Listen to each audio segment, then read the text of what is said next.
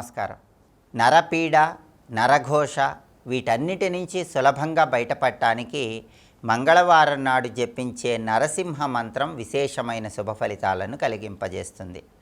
మంగళవారానికి అధిపతి కుజుడు. కుజుడికి అధిష్టాన దైవం లక్ష్మీ నరసింహస్వామిని మనకు బ్రహ్మవైవర్త పురాణంలో చెప్పారు. కాబట్టి మంగళవారం పూట నరసింహస్వామికి సంబంధించిన ఒక మంత్రాన్ని ఇంట్లో దీపారాధన చేశాక 108 సార్లు లేదా 54 సార్లు లేదా కనీసం 21 సార్లు పఠిస్తే నరపీడ, నరఘోష వీటన్నిటి నుంచి సులభంగా బయటపడవచ్చు. ఆ శక్తివంతమైన మంత్రం ఏంటో ఇప్పుడు మనం చూద్దాం. జయ జయ శ్రీ నృసింహ, ఇది మంత్రం.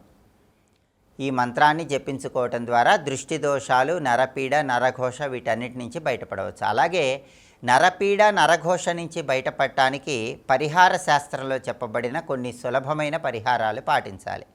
వాటిలో చాలా శక్తివంతమైనటువంటి పరిహారాలు నిమ్మకాయ పరిహారం, కొబ్బరికాయ పరిహారం. నిమ్మకాయకి నరపీడ, నరఘోష పోగొట్టే శక్తి ఉంటుంది. అందుకే మంగళవారం రోజు 2 నిమ్మకాయలు తీసుకొని ఆ 2 నిమ్మకాయలకి కుంకుమతో బొట్లు పెట్టి మీ పూజా మందిరంలో ఉంచుకోండి. పూజ చేసిన తర్వాత ఆ నిమ్మకాయలకు ధూపం వేయండి.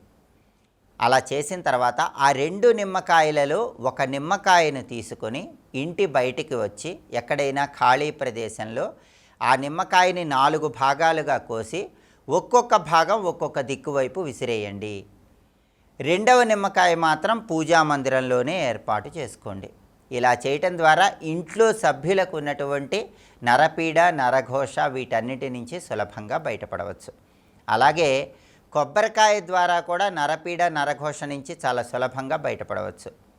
ఎప్పుడైనా సరే అమావాస్య రోజు కానీ, మంగళవారం రోజు కానీ, అష్టమి రోజు కానీ మీ ఇష్టదైవానికి పరవాన్న నైవేద్యం పెట్టి ఆ తర్వాత ఒక కొబ్బరికాయ పూజలో ఉంచి పూజ పూర్తయిన తర్వాత ఆ కొబ్బరికాయ చేతిలో పట్టుకొని మీ ఇంట్లో ఉన్నటువంటి అన్ని గదుల్లో తిరగండి.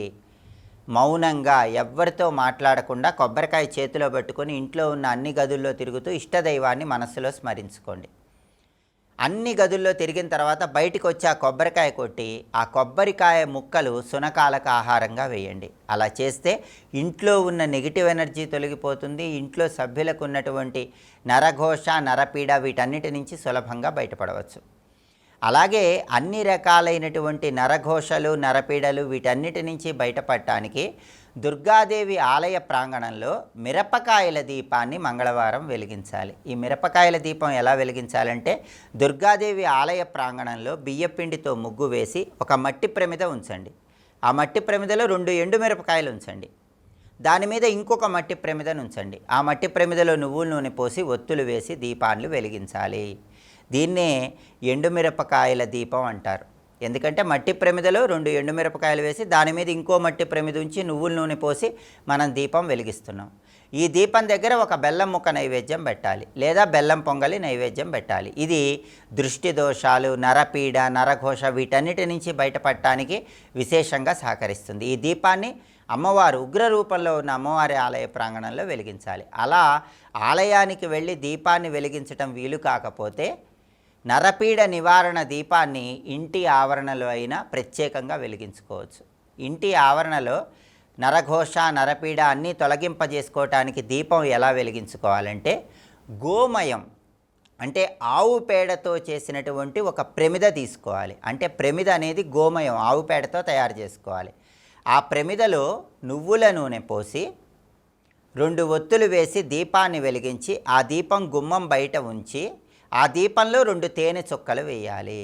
ఇది అమావాస్య రోజు కానీ, మంగళవారం కానీ, అష్టమి తిథి రోజు కానీ సాయంకాలం పూట గుమ్మం బయట వెలిగించుకోవాలి. దీన్ని కూడా నరఘోష నివారణ దీపం అంటారు. మీకు వీలైతే అమ్మవారి ఆలయానికి వెళ్ళి ఎండుమిరపకాయలతో ఈ దీపాన్ని వెలిగించండి. వీలు కాకపోతే గోమయంతో చేసిన ప్రమిదలో మీ గుమ్మం బయటే ఈ దీపాన్ని వెలిగించుకోండి. దీనివల్ల కూడా నరఘోష, నరపీడ వీటన్నిటి నుంచి చాలా సులభంగా బయటపడటానికి ఈ దీపాలు విశేషంగా సహకరిస్తాయి.